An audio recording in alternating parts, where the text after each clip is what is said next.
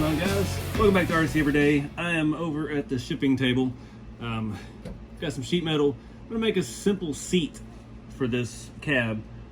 It's gonna be sheet metal. It's gonna be that foam from the RC4 drive axle packaging that we talked about in the previous video, and an old seat cover from Walmart. This is the scrap. This is the only thing I have left of it. It's typically not wide enough to center the stripe like I like to, so we may do it horizontally. But I'm filming the other video right now I don't know which one's come out first at this point, doing the engine, and I'm waiting on stuff to dry, and I just need something else to do, so we're gonna do it this way. Since I'm out here, the audio is probably not as good. I'm sorry for that, but feeling productive today.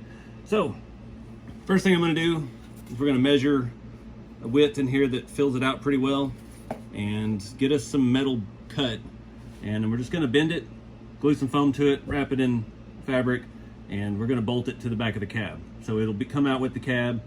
And I'm not ready to do a dash yet. I've got some ideas for that. I do want to finish it out with a dash and a shift, a big shifter and everything like we do on all the rat rods. So let's get started.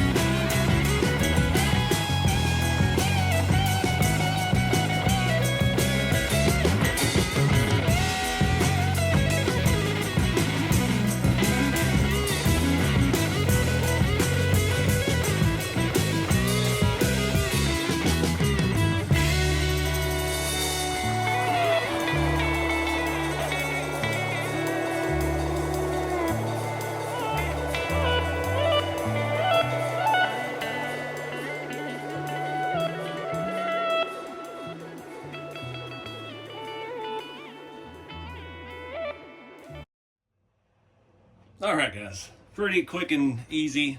Just bend some sheet metal. I used some standoffs. Those are, I think, 15 millimeter. And I wanted the seat to lean back a little bit, so that's why I did that. You probably can't even see in there. Just a simple seat. I like the seat cover going the other way, but like I said, I don't have enough of it left to do that. So I'm trying to look out while I did this too to make sure I cleared my transmission and my drive shaft. And I'm pretty sure we got that covered. I put it a little higher than I wanted to, just for that reason alone. Let me get this body back on here and we will see how it fits. I held this other stuff here for this other video. There we go. All right. Let's take a look underneath. Oh yeah, we got tons of space. Well, that answers that. Now we can put our electronics under our seat. Inside the door right here, be hidden out of the way. We have easy access to stuff. Perfect. Could have cleaned it up a little bit more, but I'm happy with that. Then we'll come back, throw a shifter out of the trans cross member, and mount our dash to the inside of the body. And boom, got a pretty complete interior. I dig it. There we go, got the body all the way down. A lot of room for activities. But I did that on one, I don't remember which rat route it is. I think it was the farm truck. And I just didn't like the seat back up against the wall straight up and down. It's not comfortable. You know, it doesn't look scale to me because it's not comfortable. So, got a little bit of recline into it. Pretty quick and dirty. Trying to get you a better look in there. It's really hard to see. I don't have any separate lighting I can use. Oh, there we go. Just bolt it in. It's right up level with the bottom of the back window, top of the doors. That side looks like it could be bent up a little more. I narrowed it a little too much on the bottom, just trying to be cautious about clearing the cab because it tapers in so much. But that wraps it up for this video. And yeah, stay tuned. Got more to come. Obviously working on it now. So yeah, keep it scale. Get out there and do something fun with the hobby, and I'll see y'all next time.